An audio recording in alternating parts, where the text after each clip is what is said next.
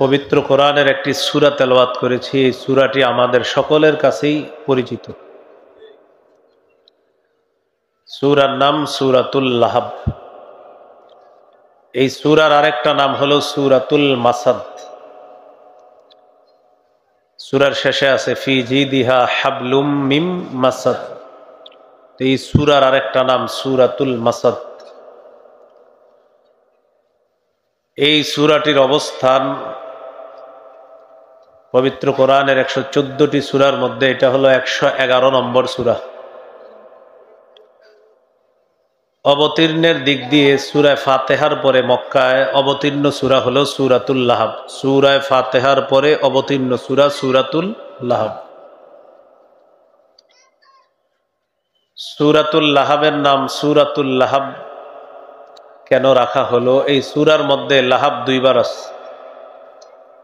তাব্বাত ইয়াদা আবি লাহাব, একটু পরে আছে দেখবেন সায়াসলা নারান যাতা লাহাব। এই লাহাব থাকার কারণে এই সূরার নামকরণ করা হয়েছে সূরাতুল লাহাব। এই সূরায় 5টি আয়াত আছে। 1 থেকে 3 নম্বর আয়াত পর্যন্ত আবু লাহাব সম্পর্কে আল্লাহ তাআলা আলোচনা করেছেন। 4-5 নম্বর আয়াতে আবু লাহাবের স্ত্রী সম্পর্কে আল্লাহ তাআলা আলোচনা করেছেন। এই সূরার বিষয়বস্তু প্রথম আয়াতে আল্লাহ তাআলা অভিশাপের জবাব দিছে। আবু লাহাব আমাদের নবীজিকে অভিশাপ দিয়েছিল, সেই অভিশাপের জবাব দিয়েছে প্রথম আয়াত। দ্বিতীয় আয়াতে আলোচনা করা হয়েছে ঈমান ছাড়া সম্পদ সন্তান কোনো কাজে আসবে না। 3 নম্বর আয়াতের বিষয়বস্তু হলো ঈমান হারা ব্যক্তির সর্বশেষ পরিণতি জাহান্নাম। 4 নম্বর আলোচনা হলো আবু লাহাবের স্ত্রী আবু লাহাবকে নাফরমানির কাজে সহযোগিতা করার কারণে, মুসলমানদের বিরোধিতা করার কারণে, কুফরের কারণে আবু লাহাবের স্ত্রীর ঠিকানাও জাহান্নাম হয়েছে বলি নাউজুবিল্লাহ। তো মৌলিকভাবে এই সূরার বিষয়বস্তু 4টা বানানো যায়।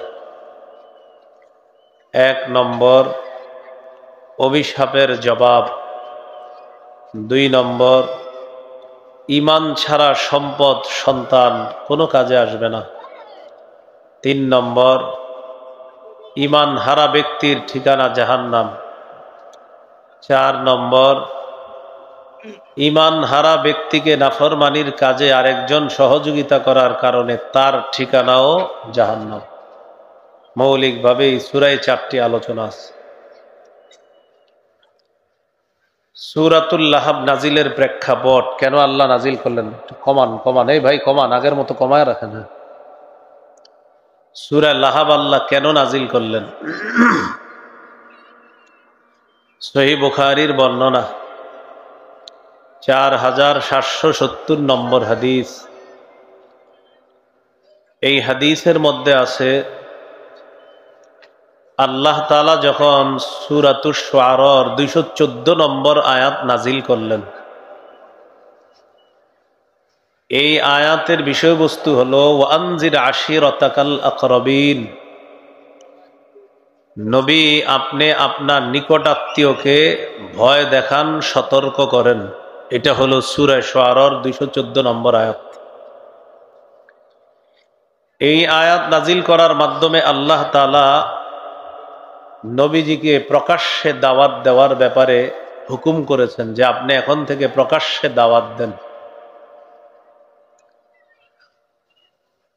দাওয়াত প্রকাশ্যে দেওয়ার কাজটা শুরু করবেন নিকট আত্মীয় যারা, তাদের মাধ্যমে।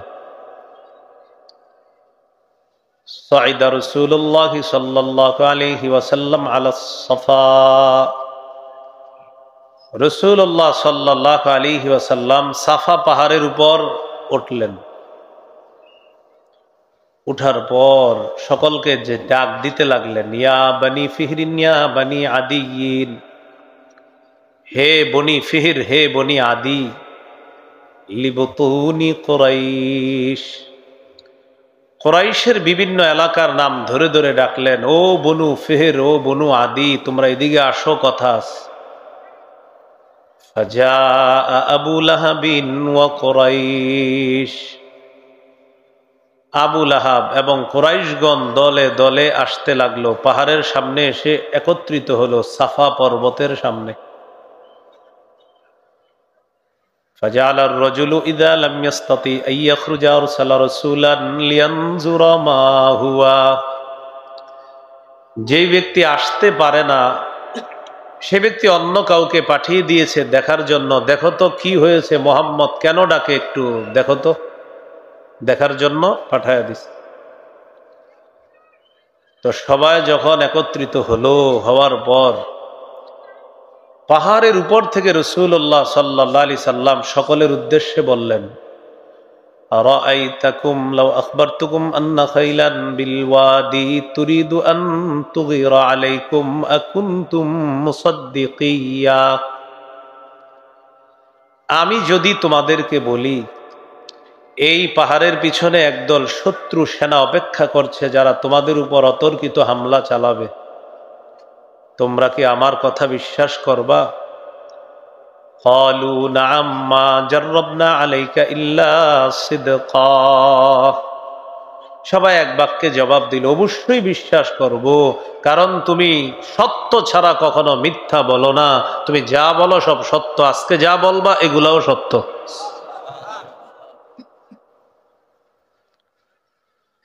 এটা হলো সহিহ বুখারীর 4770 নম্বর হাদিস। বুখারীর 4972 নম্বর হাদিস আছে। عن عبد الله بن عباس رضي الله تعالى عنهما أن النبي صلى الله عليه وسلم خرج إلى البطحاء فصعد إلى الجبل।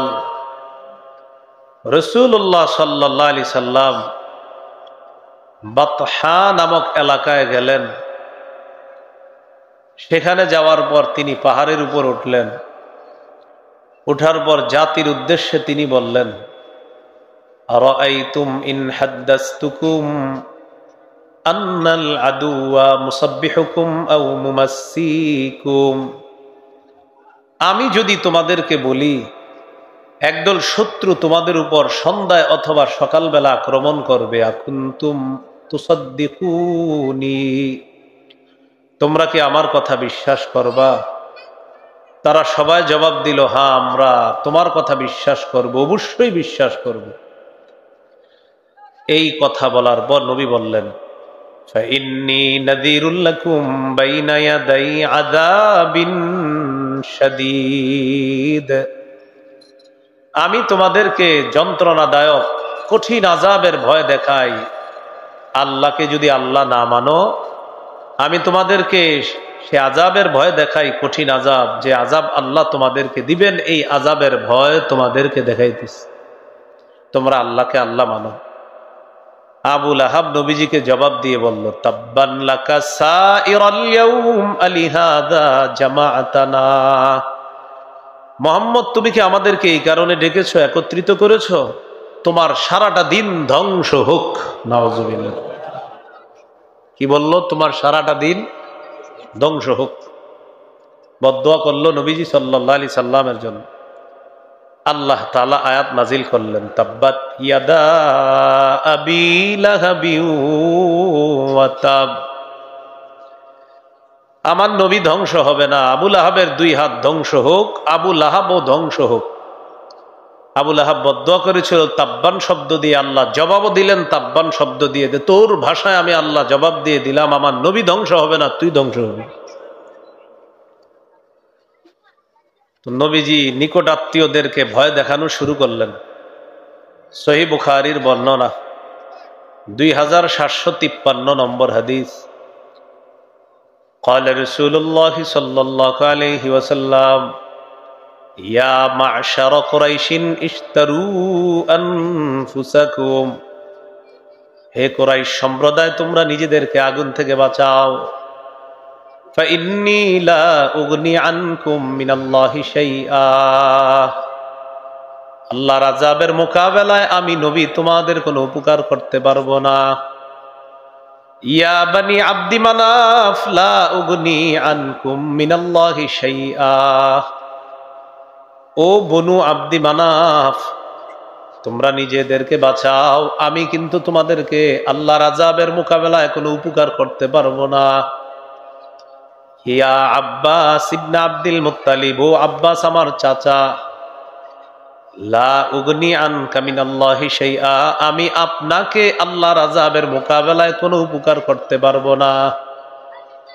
ইয়া সফিয়াতা আম্মাত রাসূলিল্লাহি সাল্লাল্লাহু আলাইহি ওয়াসাল্লাম, ও নবীর ফুফু সফিয়া, লা উগনি আনকি মিনাল্লাহি শাইআ, আমি কিন্তু আপনাকে আল্লাহর আযাবের মোকাবেলায় কোনো উপকার করতে পারবো না। সর্বশেষ কি বলে দেখেন, ইয়া ফাতিমা বিনতা মুহাম্মাদিন সাল্লাল্লাহু আলাইহি ওয়াসাল্লাম, সালিনি মা শি'তি মিন মালি লা উগনি আনকি মিনাল্লাহি শাইআ, ও আমার মেয়ে ফাতেমা, আমার সম্পদ থেকে তোমার যা মন চায় তুমি আমার কাছ থেকে চেয়ে নাও, কিন্তু মনে রাখবা আল্লাহর আযাবের মোকাবেলায় আমি তোমার কোনো উপকার করতে পারবো না। অন্য বর্ণনায় নবী বলেছেন, চাচা আব্বাসকে বলেছেন, আনকিজ নাফসাকা মিনান নার, চাচা আপনি নিজেকে আগুন থেকে রক্ষা করেন, আমি আপনার কোনো উপকার করতে পারবো না। ফাতেমা রাদিয়াল্লাহু তাআলা আনহাকে বলেছেন, আনকিজি নাফসাকি মিনান নার, ফাতেমা নিজেকে আগুন থেকে বাঁচাও, আমি তোমার কোনো উপকার করতে পারবো না। এই হলো নিকটাত্মীয়দেরকে ভয় দেখানো শুরু করলেন। তো নিকটাত্মীয়দের মধ্যে একজন হলো আবু লাহাব, চাচা। এই চাচা বদদুয়া করলো নবীর জন্য, তোমার পুরাটা দিন ধ্বংস হোক। আল্লাহ আয়াত নাজিল করে দিলেন, আবু লাহাবের 2 হাত ধ্বংস হোক, সে নিজেও ধ্বংস হোক। বলি নাউজুবিল্লাহ। তাব্বাত অর্থ হলো খবা, খসিরা, হালাকা, ধ্বংস হওয়া। তাব্বাত আসছে তাবাব শব্দ থেকে, মাজদার থেকে। তাবাব অর্থ হলো ধ্বংস। আল্লাহ তাআলা পবিত্র কোরআনে বলেছেন, ওয়ামা কাইদু ফিরআউনা ইল্লা ফি তাবাব, ফেরাউনের চক্রান্ত নস্যাৎ, ধ্বংস, ফেরাউনের চক্রান্ত ব্যর্থ। তো তাবাব অর্থ হলো ধ্বংস, ব্যর্থ হওয়া। তাব্বাত অর্থ হলো আবু লাহাবের 2 হাত ধ্বংস। ইয়াদা এটা দ্বিবচন, এটার একবচন হলো ইয়াদুন। ইয়াদুন মানে 1 হাত, ইয়াদা মানে 2 হাত। ইয়াদা আবি লাহাব মানে আবু লাহাবের 2 হাত। আবু লাহাবের ব্যাপারে এবার আমরা একটু শুনি, খুব মন দেন। নবীজির দাদার নাম আব্দুল মুত্তালিব। আব্দুল মুত্তালিবের 10 জন পুত্র সন্তানের একজন হলো আবু লাহাব। আবু লাহাবের আসল নাম হলো আব্দুল উজ্জা, উজ্জা দেবীর গোলাম। নাউজুবিল্লাহ। আবু লাহাবের আসল নামটা আল্লাহ কোরআনে কেন বলেন নাই? কারণ আবু লাহাবের আসল নাম আব্দুল উজ্জা, এটার মধ্যে শিরিকের গন্ধ আছে, এটা তাওহীদের সাথে সাংঘর্ষিক, তাই আল্লাহ ওই শিরিক যুক্ত নামটা কোরআনের বলেন নাই আল্লাহ। আবু লাহাবকে লাহাব কেন বলা হয়? আবু লাহাবের চেহারাটা গৌর বর্ণের হওয়ার কারণে তাফসির ইবনে কাসিরের মধ্যে আসছে, সুম্মিয়া আবু লাহাবিন আবা লাহাবিন লিইশরাকি ওয়াজহিহি, তার চেহারাটা ছিল গৌর বর্ণের, উজ্জ্বল, লেলিহান অগ্নিশিখার মতো তার চেহারাটা। এই জন্য তাকে বলা হয় অগ্নিস্ফুলিঙ্গওয়ালা আবু লাহাব। মানে আবু লাহাব মানে অগ্নিস্ফুলিঙ্গওয়ালা। দেখতে চেহারাটা খুব সুন্দর ছিল। এই হলো আপনার আবু লাহাব। নবীদের চাচাদেরকে আমরা 3 ভাগে ভাগ করব। কয় ভাগ?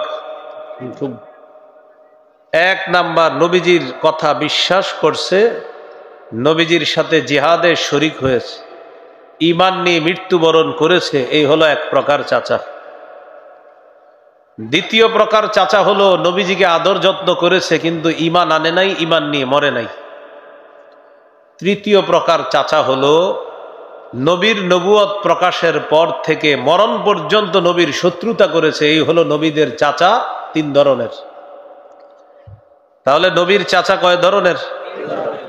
1 নম্বর, বিশ্বাস আনছে, নবীর সাথে জিহাদের ময়দানে শরীক হয়েছে, ঈমান নিয়ে মৃত্যুবরণ করেছে, যেমন নবীর চাচা আব্বাস এবং হামজা রাদিয়াল্লাহু তাআলা আনহুমা। 2 নম্বর, নবীজির প্রতি বিশ্বাস স্থাপন করে নাই, তবে নবীজির খুব মায়া মমতা স্নেহ দিয়েছে, আদর যত্ন করেছে, মরণ পর্যন্ত নবীকে আগলে রেখেছে, কিন্তু ঈমান আনে নাই। এরকম একজন চাচা আছে, নাম আবু তালেব। নাম কি? ঈমান নিয়ে মরতে পারে নাই। সহিহ বুখারীর বর্ণনা 3884 নম্বর হাদিস। এই হাদিসের মধ্যে আসছে, আন্না আবা তালিবিন লাম্মা হাদরাতুল ওয়াফাত, আবু তালেবের যখন মৃত্যুর সময় ঘনিয়ে এলো, মুমূর্ষু অবস্থায়, দাখালা আলাইহি রাসূলুল্লাহ সাল্লাল্লাহু আলাইহি ওয়াসাল্লাম, নবীজি চাচা আবু তালেবের কাছে আসছে। ওয়া ইনদাহু আবু জাহলিন, দেখে পাশে আবু জাহেল বসা। আবু তালেব মুমূর্ষু অবস্থায়, আবু জাহেল বসা। নবীজি ঢুকার পর চাচাকে বললেন, চাচা একবার বলেন লা ইলাহা ইল্লাল্লাহ কালিমাতান উহাজ্জু লাকা বিহা ইনদাল্লাহ। চাচা একবার লা ইলাহা ইল্লাল্লাহ বলেন, আপনার এই বলাটাকে আমি দলিল হিসাবে আল্লাহর কাছে কিয়ামতের ময়দানে আমি পেশ করব। একবার বলেন। পাশে আবু জাহেল বসা। আবু তালেব ভাতিজার দিকেও তাকায়, তাদের দিকে তাকায়, হঠাৎ বলতেছে, মোহাম্মদ তোমার দিন সঠিক সত্য, মৃত্যুর পর তোমার দিনের উপর মরতে পারলে এটা কাজে আসবে, এটাও সত্য, কিন্তু মানুষ আমাকে ছি ছি করবে, মানুষ বলবে বাপ দাদার ধর্ম ছেড়ে দিছে, ভাতিজার ধর্ম গ্রহণ করছে, মানুষ আমাকে লজ্জা দিবে মরার পর, এটা আমি সইতে পারবো না, এটা আমি সহ্য করতে পারবো না। তারিখের কিতাবে আছে, আবু তালেব বলল, ইখতারতুন নার আলাল আর, ভাতিজা আমি আগুন গ্রহণ করলাম, কিন্তু সম্মান বিসর্জন দিতে পারবো না, আমি আগুন গ্রহণ করে নিলাম, সম্মান বিসর্জন দিতে পারবো না। মারা গেছে চাচা আবু তালেব। নবীজি খুব কষ্ট পাইলেন। নবী বলতে লাগলেন, লা আস্তাগফিরান্না লাকা মা লাম উনহা আন, আমি আপনার জন্য ক্ষমা প্রার্থনা করতেই থাকবো যতক্ষণ আল্লাহ আমাকে নিষেধ না করবে।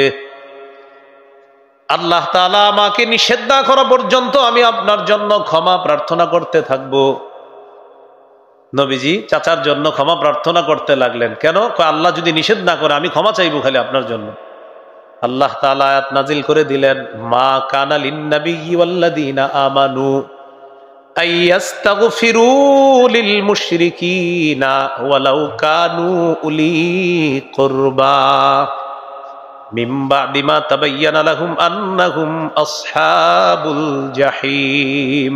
কোন নবী, কোন ইমানদারের জন্য উচিত না মুশরিকের জন্য ইস্তেগফার পাঠ করা, নবীর জন্য উচিত না, কোন ইমানদারের জন্য উচিত না, যদিও সেই মুশরিক নবী বা ইমানদারের নিকটাত্মীয় হয়। বুঝাইতেছে আবু তালেব, যদিও আপনার নিকটাত্মীয়, আপনি ক্ষমা চাইবেন না, আপনি ক্ষমা প্রার্থনা করতে পারেন না। কেন? মিন বা'দি মা তাবায়্যানা লাহুম আন্নাহুম আসহাবুল জাহিম। যখন এই কথা স্পষ্ট হয়ে গেল যে ওই নিকটাত্মীয় জাহান্নামের অধিবাসী, এই জাহান্নামীদের জন্য আবার কিসের ইস্তেগফার, আল্লাহ আয়াতের মাধ্যমে বুঝিয়ে দিলেন, আপনি আপনার চাচার জন্য ইস্তেগফার পাঠ করতে পারবেন না। এটা গেল এটা। আরেকটা সূরা কসসের আয়াত নাজিল করলেন আল্লাহ। নবীজি খুব মন খারাপ, জিবরিল আমিন এসে বললেন, আল্লাহ আয়াত নাজিল করছে, ইন্নাকা লা তাহদি মান আহবাবতা ওয়ালাকিন্নাল্লাহা ইয়াহদি মান ইয়াশা। নবী, আপনি যাকে ভালোবাসেন তাকে আপনি হেদায়েত দিতে পারবেন না, আল্লাহ যাকে চান তাকে হেদায়েত দিবেন। আপনি আপনার চাচাকে ভালোবাসেন, আপনি চাইলেই হেদায়েত দিতে পারবেন না, আল্লাহ যাকে চান তাকে আল্লাহ হেদায়েত দান করবেন। তাহলে এখান থেকে কি বুঝলাম? হেদায়েত কার হাতে? আমাদের কাজ হলো হেদায়েতের দাওয়াত দেওয়া। হেদায়েত দিবে না দিবে না এটা হলো আল্লাহ তাআলা জানেন, কিন্তু কাজ হলো দাওয়াত দেওয়া। মনে আসেনি নবীর চাচারা কয় ভাগ? এক, ঈমান আনছে আব্বাস হামজা। দুই, ঈমান আনে নাই, সহযোগিতা করছে আবু তালেব। তিন, নবুয়ত প্রকাশের পর থেকে মরণ পর্যন্ত শত্রুতা করছে, সহযোগিতাও করে নাই, উল্টা শত্রুতা করছে, রক্তাক্ত করছে আপন ভাতিজাকে আবু লাহাব। কে? আবু লাহাব। এই হলো, মনে থাকবে নি? তাহলে চাচাদের তিন ভাগ, ঈমান আনছে এক ভাগ, আরেকটা হলো ঈমান আনে নাই, সহযোগিতা করছে, আরেকটা হলো ঈমানও আনে নাই, সহযোগিতা করে নাই, শত্রুতা করছে। তো ঈমান এনেছে আব্বাস হামজা রাদিয়াল্লাহু আনহুমা, ঈমান আনে নাই, সহযোগিতা করেছে আবু তালেব, ঈমানও আনে নাই, সহযোগিতাও করে নাই, শত্রুতা করেছে মরণ পর্যন্ত আবু লাহাব। মনে থাকবেন ইনশাআল্লাহ। এবার আমরা মূল আলোচনায় চলে আসি। আবু লাহাব, তাব্বাত ইয়াদা আবি লাহাব। তাহলে ইয়াদা মানে দুই হাত গেল, এবার আবু লাহাব। আবু লাহাবের অবস্থাটা আমরা দুই ভাগে ভাগ করব। শুনতেছেন তো মন দিয়ে? নবুয়ত প্রকাশ পাওয়ার আগের অবস্থা আর নবুয়ত প্রকাশের পরের অবস্থা। নবুয়ত প্রকাশের আগের অবস্থা আর একটা হলো নবুয়ত প্রকাশের পরের অবস্থা। নবুয়ত প্রকাশের আগে আবু লাহাবের তিন অবস্থা, নবুয়ত প্রকাশ পাওয়ার পরে আবু লাহাবের চার অবস্থা। আমাদের নবীজির নবুয়ত প্রকাশের আগে আবু লাহাবের কয় অবস্থা শুনবো আমরা? আর আমাদের নবীজির নবুয়ত প্রকাশ পাওয়ার পরে কয় অবস্থা শুনবো? চার অবস্থা। বাড়িয়ে দিচ্ছে বারবার আওয়াজ। তো নবুয়ত প্রকাশের আগে তিন অবস্থা কি একটু শুনি মন দিয়ে। এক নাম্বার, নবীজির জন্মের খুশিতে আবু লাহাবের দাসী সুয়াইবা আবু লাহাবকে গিয়ে সংবাদ দিছে আপনার ভাতিজা হইছে। এই ভাতিজা হওয়ার সুসংবাদে খুশিতে আবু লাহাব তার দাসী সুয়াইবাকে আজাদ করে দিছে। বুখারীর বর্ণনা আছে, 5372 নম্বর হাদিসের শেষে আছে একদম, উরওয়া রাহমাতুল্লাহি আলাইহি বলেন, ওয়া সুয়াইবা আতাকাহা আবু লাহাবিন। সুয়াইবা হলো ওই নারী যেই নারীকে আবু লাহাব আজাদ করে দিয়েছে নবীর জন্মের খুশিতে। এখানে একটা বিষয় ক্লিয়ার করা দরকার। আগে বলেন, নবীর জন্মের খুশিতে সুয়াইবাকে আজাদ করেছে কে? নবীজির জন্ম কি বারে? সোমবারে। বেদাতীরা বলে কি যে আবু লাহাব নবীর জন্মে খুশি হয়ে সুয়াইবাকে আজাদ করার কারণে সোমবার দিন আবু লাহাবের আজাব কমায়া দেওয়া হয়। সোমবার দিন আবু লাহাবের আজাব কি করে দেওয়া হয়?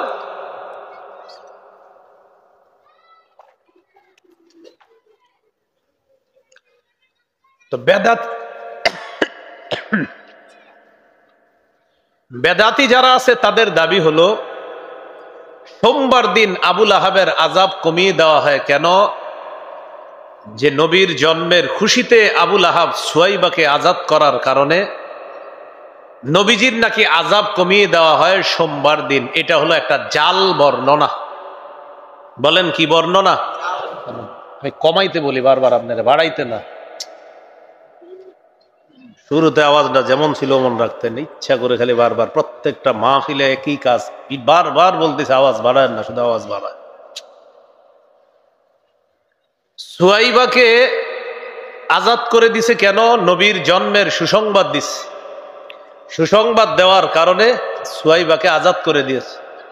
তো বেদাতীরা বলে কি, নবীর জন্মের খুশিতে আবু লাহাব তার দাসীকে আজাদ করে দেওয়ার কারণে সোমবার দিন নাকি আবু লাহাবের আজাব কম হয়। এটা একটা জাল বর্ণনা। বলেন কি বর্ণনা? জাল বর্ণনা। তাহলে এক নাম্বার, আবু লাহাব তার দাসীকে আজাদ করে দিয়েছেন, নবুয়তের প্রকাশের আগের ঘটনা। দুই, নবীজির সবচেয়ে নিকটতম একজন আত্মীয় ছিল আবু লাহাব, আর আবু লাহাবও তার ভাতিজারে খুব ভালোবাসত। শুধু ভালোবাসতো না, জায়গায় জায়গায় গিয়ে বলতো আমার ভাতিজা হইছে, আমার ভাই আব্দুল্লাহর ছেলে হইছে, তার বংশ রক্ষা হয়েছে, এগুলা গর্বের সাথে আবু লাহাব বলতো। তিন নাম্বার, আবুল আহাবের দুইজন পুত্র সন্তান ছিল, একজনের নাম উতবা আর একজনের নাম উতাইবা। এই উতবা এবং উতাইবার সাথে নবীর দুই কন্যা রুকাইয়া এবং উম্মে কুলসুমকে আল্লাহ রসুল বিয়ে দিস। এতটা ভালো সম্পর্ক ছিল নবীজির সাথে আবুল আহাবের।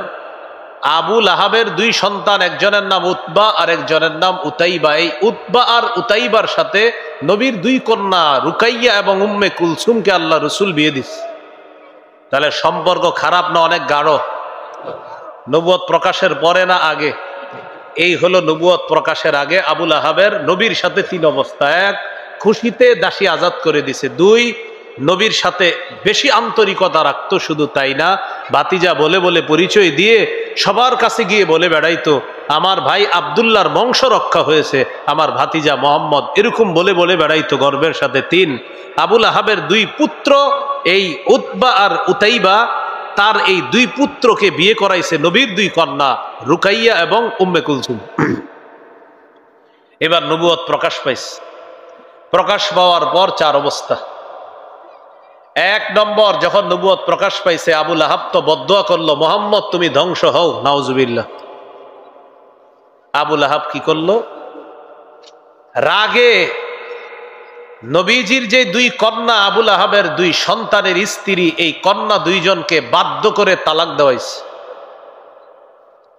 যে আমার ছেলেদের অধীনে মোহাম্মদ সাল্লাল্লাহু আলাইহি সাল্লাম, মোহাম্মদ সাল্লাল্লাহু আলাইহি সাল্লাম তার কন্যা দুইজন থাকতে পারে না। বাধ্য করলো যে এই দুই কন্যাকে তালাক দাও। এই হলো এক নাম্বার আঘাত। নবী খুব আঘাত পাইছে। কেন?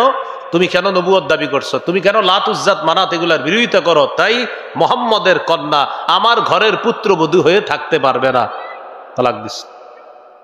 দুই নাম্বার, আমাদের নবীর দ্বিতীয় পুত্র সন্তানের নাম আব্দুল্লাহ। এই আব্দুল্লাহর উপাধি হলো তাহের বা তয়্যিব। আব্দুল্লাহ রাদিয়াল্লাহু তাআলা আনহু যখন ইন্তেকাল করলেন, আবুল আহাব বলা বলি করলো মোহাম্মদ আবতার, মোহাম্মদ নির্বংশ, মোহাম্মদ লেস কাটা, নাউজুবিল্লাহ। কে বললো এটা? হ্যাঁ, আবুল আহাব। আল্লাহ তাআলা তখন আয়াত নাজিল করে দিলেন, ইন্না শানি আকা হুয়াল আবতার। আপনাকে যে নির্বংশ বলে সেই নির্বংশ, ওর নির্বংশ, ওর বংশের কোনো খোঁজও থাকবে না দুনিয়াতে। তো আপনার বংশ সারা পৃথিবীতে কিয়ামত পর্যন্ত আল্লাহ তাআলা এই বংশের মান মর্যাদা রক্ষা করছে। এখনো আমরা বলি আমাদের বাংলাদেশে আওলাদে রাসূল আসছে। কি বলি আমরা? আওলাদে রাসূল সাল্লাল্লাহু আলাইহি সাল্লাম। আমরা হুমড়ি খেয়ে পড়ি দেখার জন্য যে নবীর বংশ না জানি দেখতে কেমন। কি এখন এই বংশ দেখি না আমরা? আবুল আহাবের বংশ কারো জানা আছে?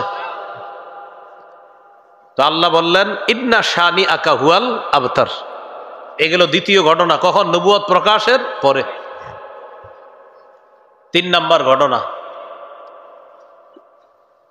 আরবের একটা বাজার আছে, বাজারের নাম জুল মাজাজ। বাজারের নাম কি? জুল মাজাজ।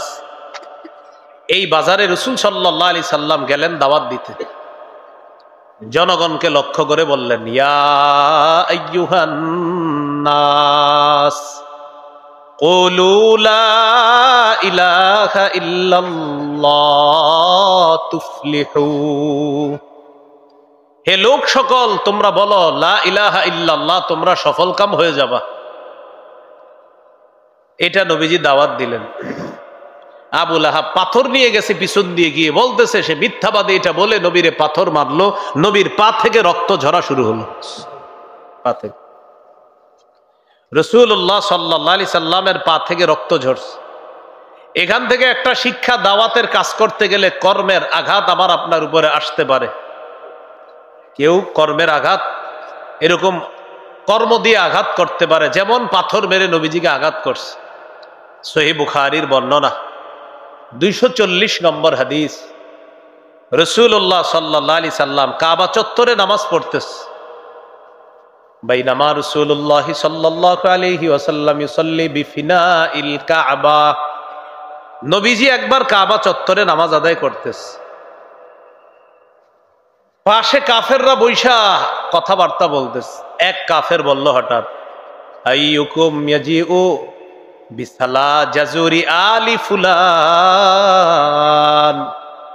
কে পারবা অমুক এলাকায় যাবা, যাওয়ার পর ওটের নারী বুড়ি পায়খানা গোবর আনবা, আনার পর ফায়াদউহু আলা যহরি মুহাম্মাদিন ইদা সাজাদা, মুহাম্মদ যখন সিজদায় যাবে ওটের নারী বুড়ি পায়খানা মুহাম্মদের পিঠের উপর কে রেখে দিতে পারবা? নাউজুবিল্লাহ। উকবা ইবনে আবি মুআইত নামে এক পাপিষ্ঠ দাঁড়াইছে, সে ওই এলাকায় গেছে, যাওয়ার পর ওটের নারী বুড়ি পায়খানা গোবর ইত্যাদি আনছে, আনার পর রাসূলুল্লাহ সাল্লাল্লাহু আলাইহি সাল্লাম সিজদার যাওয়ায় অপেক্ষা আছে। নবীজি যেই মাত্র সিজদায় গেছে, ওই উকবা ইবনে আবি মুআইত পাপিষ্ঠটা ওটের নারী বুড়ি পায়খানা গোবর আল্লাহ রাসূলের পিঠে আর এই কাঁধের উপরে রেখে দিস। সিজদা থেকে মাথা উঠাইতে পারতেছে না, কষ্ট হইতেছে।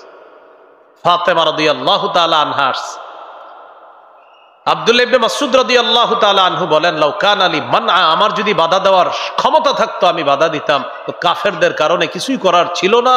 ফাতেমা আসছে, আসার পর নবীর শরীরের উপর থেকে ওঠে নারী বুড়ি পায়খানা গোবর ইত্যাদি এগুলা সরাইছে। আল্লাহ রাসূল সাল্লাল্লাহু আলাইহি সাল্লাম এই আঘাত সহ্য করার পরেও নবীজি দাওয়াতের কাজের গতি আগের থেকে আরো বাড়ায় দিস। এখান থেকে বোঝা যায় দাওয়াতের কাজে বাধা আসবে, সেটা কর্মগত বাধা আসতে পারে, কিন্তু দাওয়াতের কাজ বন্ধ করা যাবে না। সহিহ বুখারীর বর্ণনা 4815 নম্বর হাদিস।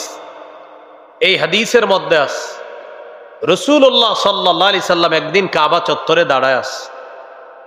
ইজ আকবালা ইবনু আবি মুআইত, উকবা ইবনে আবি মুআইত পাপিষ্ঠটা আসছে, আসার পর কি করছে দেখেন, নবীজির গলার মধ্যে চাদর পেঁচাইছে, চাদর ফাঁসি দিয়ে নবীরে মারবে, হত্যা করবে, এইভাবে চাদর পেঁচাইছে, ফাঁস লাগাবে গলার মধ্যে, দুই পাশ দিকে টান দিবে। খানাকা বিহি খানকান শাদীদান লাওয়া সাওবাহু ফি উনুকিহি, নবীর গলার মধ্যে কাপড়টা চাদরটা এইভাবে পেঁচায়া খানাকাহু বিহি খানকা, দুই পাশ থেকে ফাঁস লাগানোর মতো টান দিছে। রাসূল সাল্লাল্লাহু আলাইহি সাল্লামের প্রচন্ড কষ্ট হচ্ছিল। আবু বকর সিদ্দিক রাদিয়াল্লাহু তাআলা দৌড়ে আসছে, আসার পর উকবা ইবনে আবি মুআইতের কাঁধের উপরে হাত দিয়ে একটা ধাক্কা মারছে। ধাক্কা মারার পর বলতেছে, আতাকতুলুনা রাজুলান আইয়াকুলা রাব্বিয়াল্লাহ ওয়া ক্বাদ জাআকুম বিল বায়্যিনাতি মির রাব্বিকুম, তোমরা কি একটা মানুষকে এই কারণে হত্যা করবা যেই মানুষ বলে আমার রব হলেন আল্লাহ? এতটুকু কারণে একটা মানুষকে তোমরা হত্যা করবা? এটা কোনো কথা? ওয়াকাদ জাআকুম বিল বায়্যিনাতি মির রাব্বিকুম, তিনি তো তোমাদের কাছে তার নবুয়তের সপক্ষে প্রমাণ নিয়ে এসেছেন, এরপরও কি একটা মানুষকে তোমরা এই কারণে হত্যা করবা যে বলে আমার রব আল্লাহ? তো রাসূল সাল্লাল্লাহু আলাইহি সাল্লামকে এইভাবে কষ্ট দেওয়ার পরেও নবী দাওয়াতের কাজ ছেড়ে দেয় নাই। এই জন্য মুসলমান মনে রাখতে হবে, উলামায়ে কেরামকে মাইরা ধইরা দাওয়াতের কাছ থেকে দূরে রাখা যাবে না। সন্ত্রাসী স্টাইলে আলেমদের উপর হামলা চালায়া আলেমদেরকে দূরে রাখা যাবে না, বরং আলেমরা আগে থেকে আরো অ্যাক্টিভ হবে, কর্মঠ হবে, আরো সতর্ক হবে, যেন এই দাওয়াতের কাজের মধ্যে কোনো ধরনের ষড়যন্ত্র না ঢুকে আর শয়তানি ইবলিসি না ঢুকে। উলামায়ে কেরাম সচেতন। এই জন্য আলেমদেরকে মারার পর আবার বলা একদম ঠিক আছে, কেন আইসো এরকম বলা, এগুলা হলো আবুল আহাব মার্কা স্বভাব। এই কথা বলা অন্যায়, এগুলা ঠিক না, এগুলা সঠিক না। আল্লাহ আমাদেরকে হেফাজত করেন। তো দাওয়াতের কাজ করতে গিয়ে বাধা আসতে পারে। বাধা আসা মানে এই না যে উলামায়ে কেরাম সেখান থেকে সরে যাবে, উলামায়ে কেরাম বরং আরো সতর্ক হয়ে কাজের গতি আগের চেয়ে আরো বাড়িয়ে দিবে। এই জন্য মনে রাখতে হবে, আলেম ছাড়া, এলেম অর্জন করা ছাড়া দাওয়াতের কাজ যদি আমরা করি, এখানে পথভ্রষ্ট হওয়ার সম্ভাবনা একদম 100-100। সহিহ বুখারীর 100 নম্বর হাদিস, রাসূলুল্লাহ সাল্লাল্লাহু আলাইহি সাল্লাম বলেন, ইন্নাল্লাহা লা ইয়াকবিজুল ইলমা ইনতিজাআন ইয়ানতাজিউহু মিনাল ইবাদ, আল্লাহ তাআলা বান্দাদের অন্তর থেকে ইলম এইভাবে ছিনায়া নিবে এমনটা হবে না। ওয়ালাকিন ইয়াকবিজুল ইলমা বিকবজিল উলামা, আলেমদেরকে উঠিয়ে নেওয়ার মাধ্যমে আল্লাহ তাআলা এলেম উঠিয়ে নিবে। আলেম যত চলে যাবে এলেম তত চলে যাবে। আলেমদেরকে উঠিয়ে নেওয়ার মাধ্যমে আল্লাহ এলেম উঠিয়ে নিবে। সাহাবায়ে কেরামকে আল্লাহ নবী বললেন, তাআল্লামুল ইলমা ক্বাবলা আইয়াযহাবা, এলেম চলে যাওয়ার আগে তোমরা এলেম শিক্ষা করে নাও। সাহাবীরা জবাব দিলেন, ফিনা কিতাবুল্লাহ ইয়া রাসূলুল্লাহ, আমাদের মাঝে আল্লাহর কোরআন আছে, কোরআন কি আমাদের জন্য যথেষ্ট না? নবীজি বললেন, আওয়ালাম তাকুনিত তাওরাত ওয়াল ইনজিলু ফি বানি ইসরাঈল ফালাম ইউগনিয়া আনহুম শাইআ। তোমরা যে বললা কোরআন তোমাদের জন্য যথেষ্ট, মানে সাহাবীদেরকে বললেন, শোনো, এলেম চলে যাওয়ার আগে এলেম শিখে নাও। সাহাবীরা বললেন, হুজুর কোরআন তো আমাদের কাছে আছে, এলেম কিভাবে যাবে? নবী বললেন, তাওরাত ইনজিলও তো বনি ইসরাইলের কাছে ছিল, কই তাদের তো কাজে হলো না, বনি ইসরাইল পথভ্রষ্ট কেন হলো? তাওরাত ছিল, ইনজিল ছিল, কিতাব ছিল, কিন্তু তারা পথভ্রষ্ট হলো কেন? নবী বলেন, কিতাব ছিল, কিতাবের বাহক ছিল না। এলেম অর্জন করো, এলেম চলে যাওয়ার আগে, মানি খুজুল ইলমা ক্বাবলা আইয়াযহাবা হামালাতুহু, এলেমের বাহকগণ, এলেমের ধারকগণ চলে যাওয়ার আগে এলেম অর্জন করো। তো নবী বললেন, এলেম চলে যাওয়ার আগে মানি এলেমের বাহকগণ চলে যাওয়া। এজন্য কোরআন যথেষ্ট না, কোরআনের বাহক লাগবে, কোরআনের উস্তাদ লাগবে, শিক্ষক লাগবে, অন্যথায় পথভ্রষ্ট। না, এটা আসলেই ঠিক, হাদিসে আসছে তো, এটা রেডিমেড ঠিক না, এটা আসলে সত্যি ঠিক। তো রাসূলুল্লাহ সাল্লাল্লাহু আলাইহি সাল্লাম কি বললেন? তোমরা যে বললা আল্লাহর কিতাব আছে, তো তাওরাত ইনজিল তো বনি ইসরাইলের কাছে ছিল, ধ্বংস হলো কেন, পথভ্রষ্ট হলো কেন? এজন্য কিতাব যথেষ্ট না, কিতাবের বাহক লাগবে, উস্তাদ লাগবে। বুঝে আসছেনি কথাটা? তাহলে কোথায় ছিলাম আমরা? নবুয়তের প্রকাশের পরে আবু লাহাবের কয় অবস্থা? 4 অবস্থা। 3 নম্বর অবস্থা চলতেছে। জুল মাজাজ নামক বাজারে গিয়ে নবীজি দাওয়াত দিছেন, নবীজির কর্মের মাধ্যমে একটা আঘাত করছে, পাথর মারছে, আল্লাহ রসুল দাওয়াতের কাছ থেকে পিছপা হন নাই। 4 নাম্বার, হজের মৌসুমে রসুল সাল্লাল্লাহু আলাইহি সাল্লাম একটা সুযোগ পেলেন যে হাজী সাহেবদের তাবুতে তাবুতে যাব, যাওয়ার পর তাদেরকে আস্তে ধীরে ইসলামের দাওয়াত দিব, চুপে চুপে তাদেরকে বুঝাবো, বুঝানোটা সহজ হবে তাবুতে গিয়ে। রসুল সাল্লাল্লাহু আলাইহি সাল্লাম যখন কোন তাবুতে যায়, আবু লাহাব পিছনে পিছনে যায়। ঘটনা কি? মোহাম্মদ যায় কেন দেখি, পিছনে পিছনে যায়।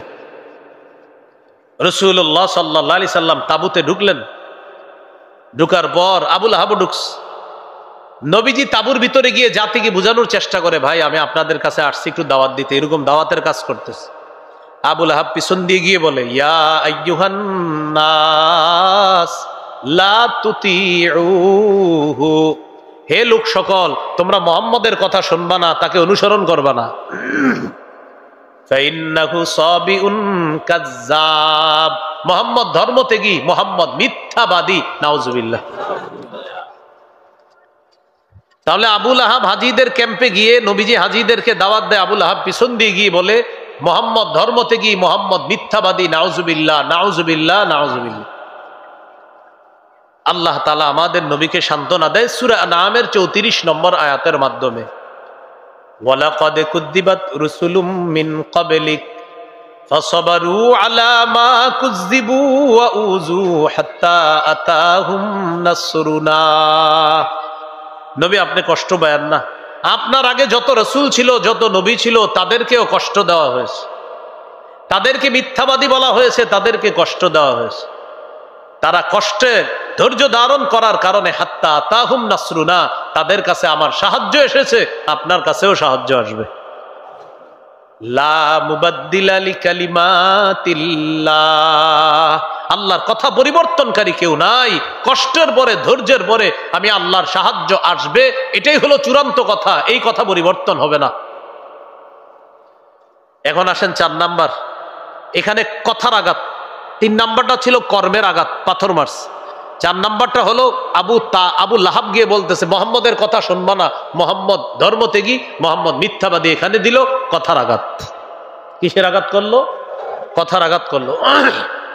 ওলামায়ে কেরাম যখন দাওয়াতের কাজে যুক্ত হলো, ওলামায়ে কেরামকে এখন কথার আঘাত দিয়ে পিষ্ট করা হচ্ছে। এগুলা ফেতরা খায়, এগুলা জাকাত খায়, এগুলা কোরবানির চামড়া খায়া বড় হয়।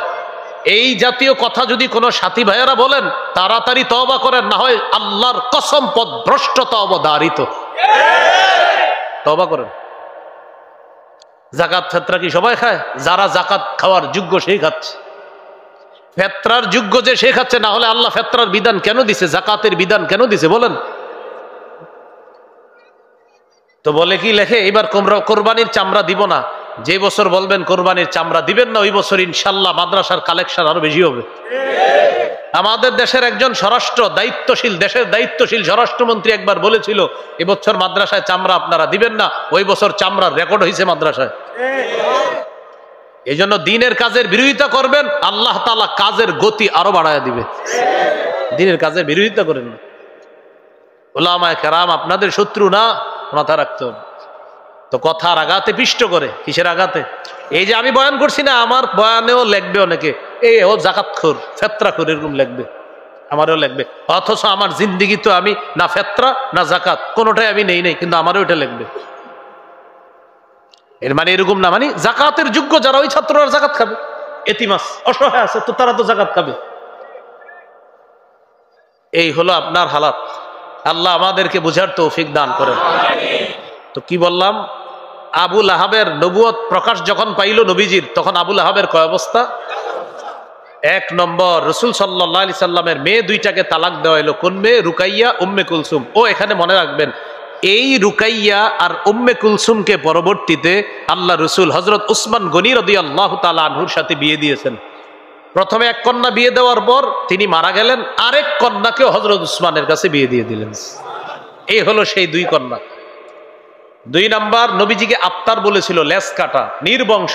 আল্লাহ বলে দিলেন, না তুমি নির্বংশ, আমার নবী নির্বংশ না, আমার নবীর নাম কাম সারা পৃথিবীতে এমন ভাবে ছড়ায়া যাবে। এখনো আমরা বলি যে ভাই আগামী অমুক তারিখে বাংলাদেশে আওলাদে রাসূল আসতেছে সাল্লাল্লাহু আলাইহি সাল্লাম। তিন নাম্বার, জুল মাজাজ নামক বাজারে গিয়ে নবীকে কর্মের কষ্ট দিয়েছে, মিথ্যাবাদী ইত্যাদি বলে পাথর মেরে নবীকে রক্তাক্ত করেছে।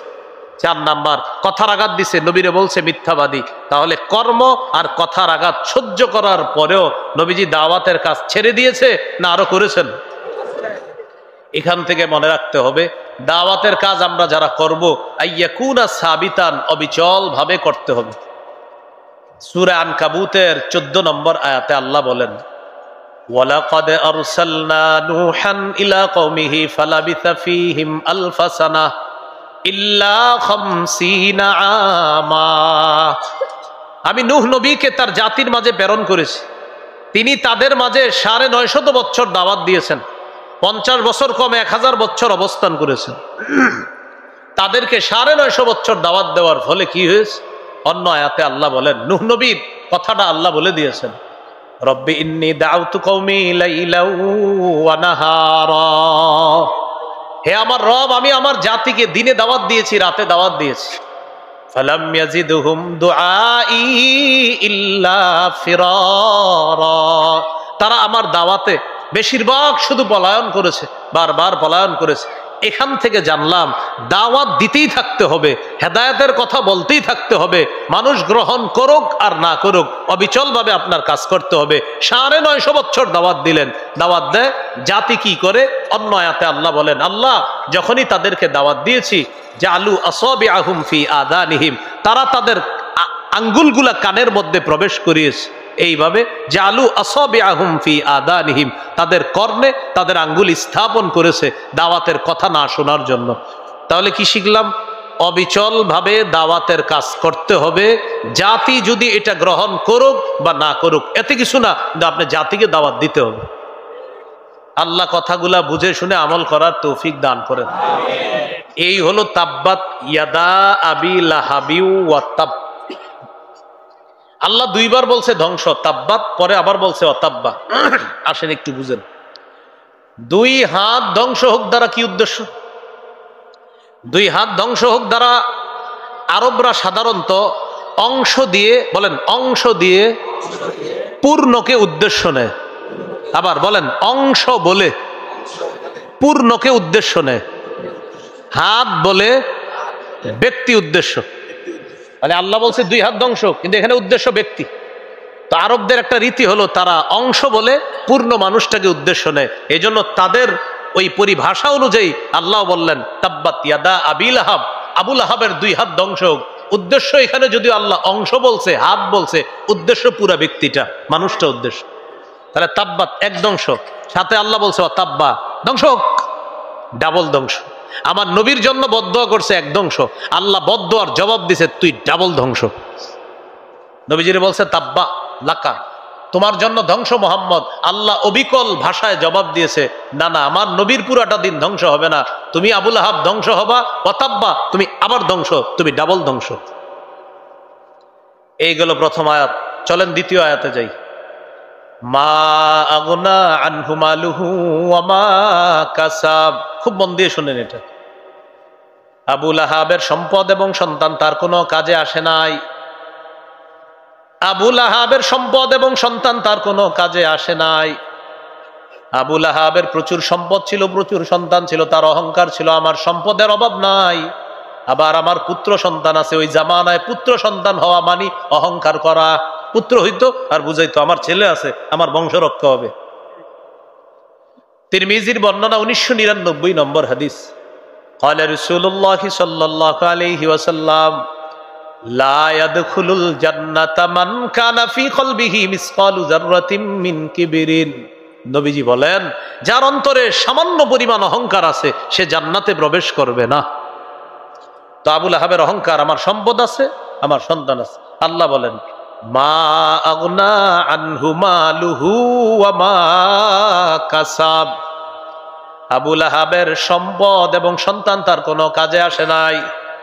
অনুবাদটা আমার সাথে বলেন। আবুল আহাবের সম্পদ এবং সন্তান তার কোনো কাজে আসে নাই। অনুবাদ বুঝছেননি? এবার মূল কাহিনীটা শোনেন, কি কাজে আসে নাই সম্পদ আর সন্তান?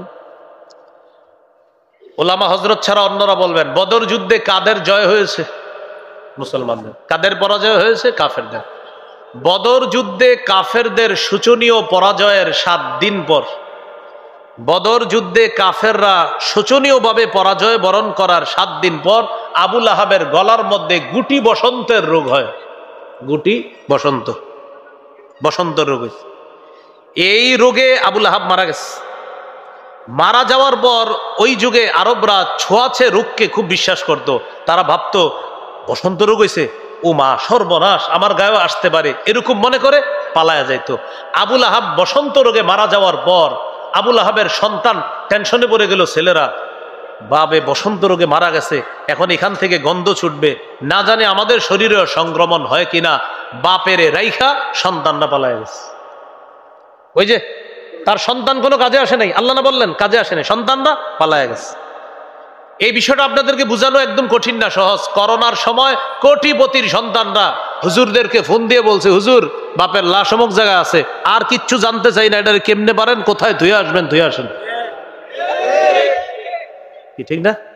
এই করোনার সময় ওলামায়ে কেরাম বাস পাইছে একটা হুজুর যে আপনারা মানুষ না, আপনারা যান একটু ইয়ে করেন, এই লাশটা সেগুলো দাফন করবেন আপনারা। বিবি পায়ে ধরছে, সবাই ভয় ছিল আপনার, সন্তান পায়ে ধরছে, বিবি পায়ে ধরছে, কোথায় যান আপনি বারবার। এক এক আলেম 30 জন 40 জন 47 জন 50 জন লাশ দাফন করছে এক এক আলেম। বিবি যাইতে দেয় না, পায়ে ধরে, কোথায় যান। তারপরও গেছ। আবুল আহাবের সন্তানরা পালাইছে, বাপের বসন্ত রোগে মারা গেছে, তো টেনশন হলো এখান থেকে এখন ভাইরাস ছড়াবে, আমাদের শরীরে আসতে পারে।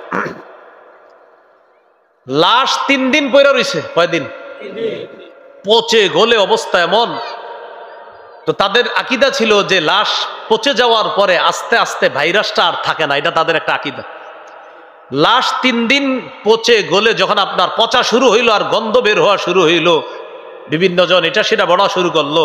আবুল আহাবের ওই পালিয়ে যাওয়া 2 সন্তান ছেলে ফিরে আসছে আয়সা আরেকজনের সহায়তায়, ওই যে হুজুরদের সহায়তায়, আপনারা অনেকে আরেকজনের সহায়তায় বাপের লাশটা মক্কার উঁচু ভূমিতে নিচে নেওয়ার পর গর্ত করছে। গর্ত করার পর লাঠি দিয়া ধাক্কাইতে ধাক্কাইতে লাশ গর্তের মধ্যে ফেলাইছে। পরে মাটি চাপা দিছে। যুগে যুগে জালেমদের পরিণতি এটাই হয়, ভবিষ্যতে এটাই হবে। তাহলে সম্পদের অভাব ছিল, সন্তানও ছিল, সম্পদও ছিল। মা আগনা আনহু মালুহু, তার সম্পদ তার কোনো কাজে আসে নাই। ওয়া মা কাসাব, তার সন্তান তার কোনো কাজে আসেনি। ওমা কাসাবের ব্যাখ্যাই ওমা কাসাব বিন ওয়ালাদ, তার যে সন্তান আল্লাহর পক্ষ থেকে সে পেয়েছিল, আল্লাহ যে সন্তান তাকে দিয়েছিল, এই সন্তান তার কোনো কাজে আসেনি। এখান থেকে আমাদের শিক্ষা কি? দুনিয়াতে সম্পদ কাজে লাগায়া যাওয়া, সন্তানটাকেও মানুষের মতো মানুষ বানায়া যাওয়া। সহিহ মুসলিমের হাদিস, রাসূলুল্লাহ সাল্লাল্লাহু আলাইহি সাল্লাম বলেন, মানুষ যখন মারা যায় তার সব বন্ধ হয়ে যায় আমল নামা, তিনটা জিনিস চালু থাকে, জারি থাকে। কয়টা? ইল্লা মিন সাদাকাতিন জারিয়া। এক নাম্বার সদকায়ে জারিয়া। দুনিয়াতে সম্পদ সদকায়ে জারিয়া করে গেছেন, সম্পদ দিয়ে এমন সদকা করছেন যে সদকায় আপনি সওয়াব পেতেই থাকবেন, এমন সদকায়ে জারিয়া। আপনি একটা কল স্থাপন করছেন এমন জায়গায় যেদিক দিয়ে পথিকরা যায়, মুসাফিররা যায়, সেখান থেকে পানি পান করে, যতবার পান করবে ততবার ওই মুসাফিরের যে একটা ভালো লাগা কাজ করছে, তৃষ্ণা নিবারণ হয়েছে, সওয়াবটা কবরে পেতে থাকবেন। এতিমখানা মাদ্রাসায় ফ্যান দিছেন, ফ্যান চলতেছে আর বাচ্চারা ওই বাতাসে পড়াশোনা করতেছে, বাস ওই ফ্যান চইলা তাদের আরাম লাগতেছে, তারা পড়তেছে, সওয়াবটা কবরে পাবেন, সদকায়ে জারিয়ার। আরো আছে অনেক উদাহরণ। 2 নাম্বার, আও ইলমিন ইউনতাফাউ বিহি, এমন ইলম রেখে যাওয়া যে ইলমের মাধ্যমে মানুষ উপকৃত হয়। এটা লেখালেখি হতে পারে, বা আপনাদেরকে আমি আজকে বয়ান করলাম, এই বয়ানের মধ্যে 2-1টা অংশ আপনাদের মনে আছে, আপনারা আরো 10 জনরে জানাইলেন, ওই 10 জন আরো 10 জনরে, এই যতজন উপকৃত হবে আমি মারা যাওয়ার পর কবরে সওয়াব যাবে। 3 নাম্বার, আও ওয়ালাদিন সালিহিন ইয়াদউ লাহ, এমন একজন নেককার সন্তান রেখে যাওয়া যেই সন্তান তার বাবার জন্য মায়ের জন্য বলতে পারবে, রব্বির হামহুমা কামা রব্বায়ানি সগীরা, মা বাবার জন্য দোয়া করতে পারবে, এমন একজন নেককার সন্তান দুনিয়াতে রেখে যাওয়া। তো কি শিখলাম? মা আগনা আনহু মালু, আবু লাহাবের সম্পদ কোনো কাজে আসে নাই, কারণ ঈমান নাই। ওয়া মা কাসাব, তার সন্তান তার কোনো কাজে আসে নাই। এক, ঈমান নাই, ঈমান না থাকার কারণে সম্পদ কাজে আসে নাই, অহংকার করার কারণে সম্পদ কাজে আসে নাই, সন্তান কাজে আসে নাই। এমন রোগ হইছে যে রোগ সম্পদ দিয়েও কোনো কাজ হলো না, সন্তান দিয়েও কোনো কাজ হলো না। ওই রোগে সম্পদ খরচ করেও লাভ হয় নাই, আর সন্তানরাও বাপেরে ফালায়া চলে গেছে। তাই আল্লাহ বললেন, মা আগনা আনহু মালুহু ওয়া মা কাসাব। 3 নম্বর আয়াত, সন্তানরা কোথায় ফালায় আসছে? লাঠি দিয়া, গর্তে। 3 নম্বর আয়াতে আল্লাহ বলেন, সায়াসলা নারান যাতা লাহাবিন, সে অচিরেই প্রবেশ করবে, লেলিহান অগ্নিশিখাযুক্ত ভয়ঙ্কর আগুনে প্রবেশ করবে, এমন আগুনে, যাতা লাহাব, যেটা অগ্নিস্ফুলিঙ্গ ওয়ালা আগুন, লেলিহান আগুনে এই আবু লাহাব প্রবেশ করবে। বলি নাউজুবিল্লাহ। তাহলে দুনিয়াতে সম্পদ গেল, সন্তান গেল, আখেরাতও গেল। দুনিয়াতে সম্পদ গেল, সন্তান গেল, এবার মারা গেল, ওই মাটির নিচে চাপা দিয়ে আসলো। আল্লাহ বলেন, সেখানে যে রেখে আসলো ভালো অবস্থায় নাই, সায়াসলা নারান যাতা লাহাব, সে অচিরেই ভয়ঙ্কর আগুনে প্রবেশ করবে, লেলিহান অগ্নিশিখা অগ্নিস্ফুলিঙ্গ ওয়ালা আগুনে সে প্রবেশ করবে। তাহলে 3টা কথা, ঈমান না থাকার কারণে সম্পদও কাজে আসলো না, সন্তানও কাজে আসলো না, আখেরাতও বরবাদ হয়ে গেল। এইগুলো 1 নম্বর আয়াতে অভিশাপের জবাব, 2 নম্বর আয়াতে সম্পদ সন্তান কাজে আসে নাই, 3 নম্বর আয়াতে আখেরাত বরবাদ। চলেন এবার 4-5 নম্বর আয়াতটা জানি, একটু মন দিয়ে শোনেন। ওয়ামরাআতুহু হাম্মালাতাল হাতাব ফি জিদিহা হাবলুম মিন মাসাদ। আল্লাহ তাআলা বলেন, আবু লাহাবের স্ত্রীও ওই অগ্নিস্ফুলিঙ্গওয়ালা আগুনে প্রবেশ করবে। কোন স্ত্রী? হাম্মালাতাল হাতাব। বলেন সবাই, আবার থামেন। হাম্মালাতাল হাতাবের ব্যাপারে 3টা কথা বলি, খুব মন দেন সবাই। 1, আরবের মধ্যে কারো সংসার ভাঙ্গার পিছনে যে ইন্ধন দিত, সংসার ভাঙার, এই তোমার বউ ভালো না, বউরে গিয়ে বলতো তোমার স্বামী ভালো না, এই সংসার ভাঙতো, তো বলতো ইন্ধন দিছে কে রে সংসার ভাঙার পিছনে? সংসার ভাঙার ইন্ধন যে দিত তাকে বলা হইতো হাম্মালাতাল হাতাব। আরবরা সংসার ভাঙার পিছনে যে কাজ করতো তাকে কি বলতো? এই আবু লাহাবের স্ত্রী কি করতো? খালি ঘুরে ঘুরে মানুষের মধ্যে তালাক ঘটাইতো, স্বামী স্ত্রীর মধ্যে তালাক ঘটাইতো। তো কি বলতো, আচ্ছা এই জামাই বউয়ের যে তালাক হইলো, ইন্ধনটা দিল কে? অমুক মহিলা। তো ইন্ধন যে যোগানদাতা, এই ইন্ধনকারিণীকে বলা হয় হাম্মালাতাল হাতব। তো এবার অনুবাদ দেখেন, হাম্মালাতাল হাতব, ইন্ধন বহনকারিণী। আবুল আহাবের স্ত্রী অগ্নিস্ফুলিঙ্গওয়ালা আগুনে প্রবেশ করবে। আবার বলছি, ইন্ধন বহনকারিণী, যে ইন্ধন দিয়ে খালি মানুষের সংসার ভাঙে, এই ইন্ধন বহনকারিণী আবুল আহাবের স্ত্রী, সেও আগুনে প্রবেশ করবে। এ হলো 1 নম্বর ব্যাখ্যা। 2, সমাজে অশান্তি সৃষ্টি। 2 ইঁদুরে গুড় খাইছে, গুড় লাগছে, গুড়ের পরে আপনার 2 বিড়াল আইসা ঝগড়া করছে, 2 বিড়াল ঝগড়ার পরে ওই বিড়াল 2 কুকুর আইসা ঝগড়া করছে, 2 কুকুরের মালিক আসছে, মালিক আসার পরে 2 জন ঝগড়া করছে। এবার সব 2 পক্ষ বাঁশ নিয়ে নামছে। শুরু হলো কি, ইঁদুরের গুড় নিয়ে, শেষে কোথায় গেল, বাঁশ। তো ওই যুগে যখন আপনার কোনো সমাজে ফেতনা লাগতো, যে আচ্ছা ফেতনাটা লাগাইছে কে, খুঁজে দেখো, পাওয়া গেছে আবুল আহাবের স্ত্রী। তো এখানে ইন্ধন দিছে কে এই সমাজে ফেতনার জন্য, কওমকে। তো ওই সমাজে ফেতনার ইন্ধন বহনকারিণীকেও বলা হয় হাম্মালাতাল হাতব। তাহলে 1 নাম্বার, সংসার ভাঙার ইন্ধনকারিণী বহনকারিণীকে বলা হয় হাম্মালাতাল হাতব। 2, সমাজে বিশৃঙ্খলা সৃষ্টির ইন্ধন বহনকারিণীকেও বলা হয় হাম্মালাতাল হাতব। 3 নাম্বার, আবুল আহাবের স্ত্রী ধনী মানুষ ছিল। ধনী হওয়া সত্ত্বেও সে কোনো সেবক সেবিকা রাখতো না। কেন? সেবক সেবিকা রাখলে তাদেরকে বেতন দিতে হবে। এজন্য বখিলতা করে, কৃপণতা করে সে নিজেই কি করতো, আপনার গলার মধ্যে পাকানো দড়ি লাগায়া ওই কাঠ বহন করে ওই দড়ি দিয়ে বেঁধে কাঠ সে নিজে নিজে নিয়ে আসতো। তো কাঠের আরবি হলো হাতব। বলেন, কাঠের আরবি, জ্বালানির আরবি হাতব, কাঠের আরবি। তাহলে হাম্মালাতাল হাতব মানে আবুল আহাবের ওই স্ত্রী যে কৃপণতা করে, হাম্মালাতাল হাতব, জ্বালানি বহনকারিণী, কাঠ বহনকারিণী, জ্বালানি বহনকারিণী। তাহলে 1 নাম্বার, সংসার ভাঙ্গার পিছনে ইন্ধন বহনকারিণী।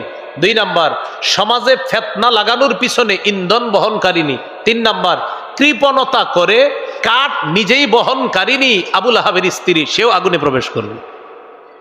এই জন্য কি বলা হয়, হাম্মালাতাল। তাহলে মনে থাকবে নি আজকে থেকে, আমরাতুহু হাম্মালাতাল হাতব বললেই যেন আপনার মনে আসে, হাম্মালাতাল হাতবের তো অনেক ঘটনা আছে। কি ঘটনা? এটাই খালি মানুষের সংসার ভাঙতো। হাম্মালাতাল হাতবের আর কি ঘটনা?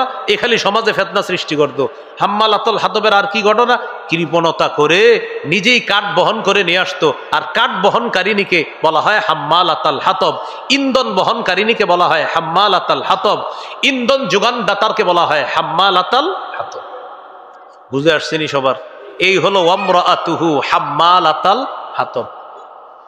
ফি জিদিহা হাবলুম মিম মাসাদ, ফি জিদিহা তার গলায়, হাবলুম মিম মাসাদ পাকানো রশি থাকবে, দড়ি থাকবে পাকানো। তো একটা হলো দুনিয়াতে ওই যে পাকানো দড়ি গলায় লাগায়া আপনার কাঠ ওইটা দিয়ে বেঁধে এরপরে কাঠ নিয়ে আসতো, এটা দিয়ে রান্না করতো। আরেকটা হলো সে যখন জাহান্নামে যাবে, গলায় পাকানো দড়ি লাগায়া তাকে এইভাবে টানতে টানতে জাহান্নামে নিক্ষেপ করা হবে। এটা আরেকটা ঘটনা। শেষ হয় নাই, শোনেন। আবুল আহাবের স্ত্রীর নাম কি?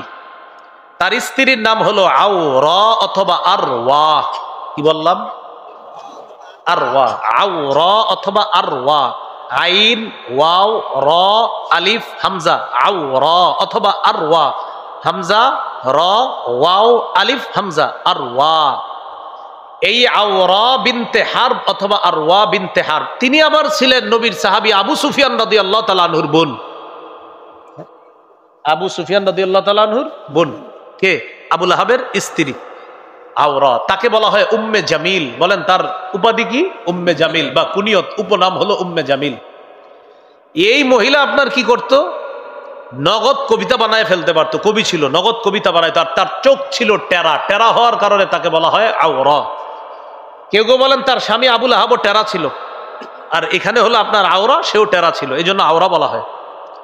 সে নগদ কবিতা বানায় ফেলতে পারত। আল্লাহ যখন সূরা লাহাব নাজিল করলো, আর এই সূরা লাহাবের মধ্যে কি আবুল আহাবের ধ্বংসের কথাই আছে না তার স্ত্রীর কথাও আছে? রাগ হয়ে আসছে, হ্যাঁ, আল্লাহ নাকি আয়াত নাজিল করছে, সূরা নাজিল করছে যেখানে আমার স্বামীও ধ্বংস, আমিও ধ্বংস। পাথর নিয়ে আসছে, আমাদের নবীরে মারবে। পাথর নিয়ে আইসা নবীজির সামনে দাঁড়াইছে, নবীজির পাশে আবু বকর সিদ্দিক দাঁড়ানো। একবার আগে সুবহানাল্লাহ পড়েন। আমাদের নবীজির সামনে দাঁড়ানো নবীজিরে দেখতে পাইতেছে না, আমার নবী ছাড়া সবাইরে দেখতেছে। আল্লাহ নবীর মুজিজা ঘটায়া দিলেন, প্রকাশ করে দিলেন যে নবীকে তার পাথর থেকে বাঁচানোর জন্য আল্লাহ হেফাজত করলেন। সামনে বসা, সবাই দেখতেছে নবীজিরে, শুধু ও দেখে না। আর ও সবাইকে দেখতেছে, শুধু নবীরে দেখে না। নবীজিরে ওই উম্মে জামিল দেখতেছে না, আর সবাই দেখতেছে। আবার ও সবাইকে দেখতেছে, কিন্তু শুধু নবীজিরে দেখতেছে। পাশে দাঁড়ানো আবু বকর সিদ্দিক, তাকেও দেখতেছে, নবীজিরে দেখতেছে না। পাথর নিয়ে আসছে, নবীজিরে মারবে। তো যখন নবীজিরে পায় না, না পায়া বলতেছে, আবু বকর তোমার মোহাম্মদ সাথীকে জানায়া দিও। নগদ একটা কবিতা বানাইলিস, মুজাম্মামান আসাইনা ওয়া আমরাহু আবাইনা ওয়া দীনাহু কলাইনা। মুজাম্মামান আসাইনা, মুজাম্মামারের অনুবাদটা আমি করছি, একবার নাউজুবিল্লাহ পড়েন। অনুবাদের সাথে সাথে আবার নাউজুবিল্লাহ পড়বেন। মুজাম্মামান আসাইনা, সে হলো নিন্দিত ব্যক্তি, সে হলো নিন্দিত ব্যক্তি। আমরা তাকে নাফরমানি করি, আমরা তার অবাধ্যতা করি, আমরা তার বিরুদ্ধাচরণ করি। এই নিন্দিত মানুষের কথা মানার কি আছে? মুজাম্মামান, নিন্দিত ব্যক্তি, আসাইনা, তার আমরা নাফরমানি করি। ওয়া আমরাহু আবাইনা, তার হুকুম আমরা প্রত্যাখ্যান করি। ওয়া দীনাহু কলাইনা, তার দিন আমরা ঘৃণা ভরে প্রত্যাখ্যান করি। নাউজুবিল্লাহ। আবুল আহাবের স্ত্রী নগদ কবিতা বানায় ফেলছে। তো এইভাবে মুসলমানদেরকে ও কবিতার মাধ্যমে কষ্ট দিত, আর মুসলমানদেরকে বিভিন্ন ভাবে কষ্ট দিত। তাফসীরের কিতাবে আসছে আবু